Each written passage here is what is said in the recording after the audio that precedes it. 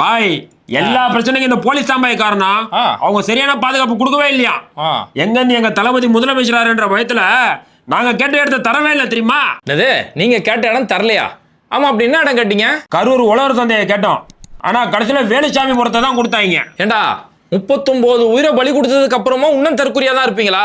இந்த உழவர் சந்தையை கேட்டீங்களே அது ஒரு வழிச்சாலைடா. அது இப்ப அனுமதி கொடுத்திருந்த இந்த வேலுச்சாமிபுரங்கிறது 2 வழிச்சாலை, நல்ல பெரிய இடம்.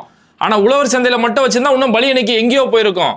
அது மட்டும் இல்லாம இந்த வேலுச்சாமிபுரம் தான் எங்களுக்கு வேணும்னு கேட்டதே தாவேகா கட்சி தான். இந்த இடம் வந்து 1,20,000 ஸ்கொயர் ஃபீட்டு, 60,000 பேர் நிக்கலாம், நாங்க எல்லாத்தையும் ஆய்வுலாம் பண்ணிட்டோம் அப்படின்னு சொல்லி இந்த இடத்த அனுமதி கேட்டதே உங்க கட்சி தான். இது எதையும் தெரியாம இன்னும் அந்த சினிமா தேட்டர்ல கத்துற மாதிரியே இருப்பீங்களா? அது இல்லாம போலீஸ் பாதுகாப்பு கொடுக்கலன்னு வேற சொல்லிட்டு இருக்கீங்களா? அங்க போலீஸ் எவ்வளவு உண்மையாக வேலை செஞ்சாங்க தெரியுமா?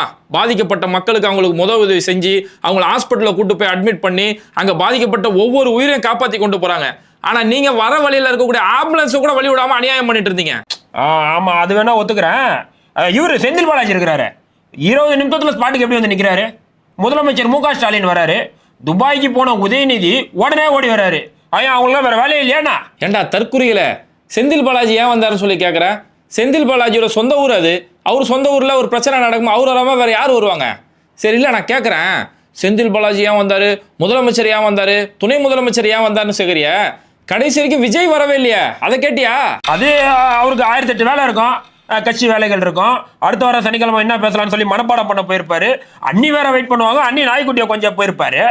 இதாண்டா சொல்றது, உனக்கான தலைவனை திரையில தேடாத, தரையில போய் தேடு. யார் மக்களுக்கு ஒரு பிரச்சனைன்னும் போது மக்களோட வந்து களத்துல நிக்கிறாங்களோ அவங்க தான் உண்மையான தலைவன். இந்த இடத்துல கொஞ்சம் கூட மனசாட்சி வேணா? இவ்வளோ 39 உயிர் உனக்காக வந்துதான் இவ்வளோ உயிர் அங்கே பறி போயிருக்குது. அந்த இறந்து போனவங்க என்னாச்சு, அவங்களோட குடும்பம் என்னாச்சு, ஏதாவது போய் பார்க்க வேணாம்? தெரிச்சு ஓடுறாரு சென்னைக்கு. வழியில பத்திரிகையாளர்கள் கேட்குறாங்க, சார் 39 உயிர் போயிடுச்சு சார் அப்படின்னு கேட்குறாங்க. எனக்கு என்ன எவன் செத்தா என்னன்னு சொல்லி ஓடிக்கிட்டே இருக்கிறாரு. இருக்கக்கூடிய எல்லா அரசியல் கட்சி தலைவர்களும் சென்னையிலேருந்து இந்த பாதிக்கப்பட்ட மக்களை பார்க்க கரூருக்கு வந்துட்டு இருக்கிறாங்க. ஆனா இவரு இப்படி ஒரு பிரச்சனை ஆனதுக்கு அப்புறம் நீ எக்கடுனா கெட்டுப்போ அப்படின்னு சொல்லி கரூர்ல இருந்து சென்னைக்கு ஓடுறாரு. அங்க ஒருத்தன் கத்துறான், 39 உயிர் போயிருக்கு சார் அப்படின்னு சொல்லி கத்துறான். ஆனா இது எல்லாம் தெரிஞ்சும் சென்னை ஏர்போர்ட்ல வந்து சாவகாசம் வந்து செல்ஃபி எடுத்துக்கிறாரு.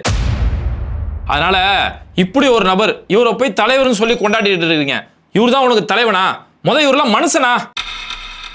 இது எல்லாத்துக்கும் மேல திமுக ஆட்சியை நாங்க அழிக்க போறோம் ஒழிக்க போறோம் நீங்களே. கடைசியில் நீங்க பாதிக்கப்படும் போது இந்த திமுக தானே வந்து காப்பாற்றி உதவி செஞ்சுட்டு இருந்தாங்க.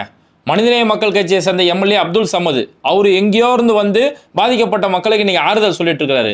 ஆனா உங்க விஜய் நான் வரேன் அப்படின்னாரு, வந்தாரா?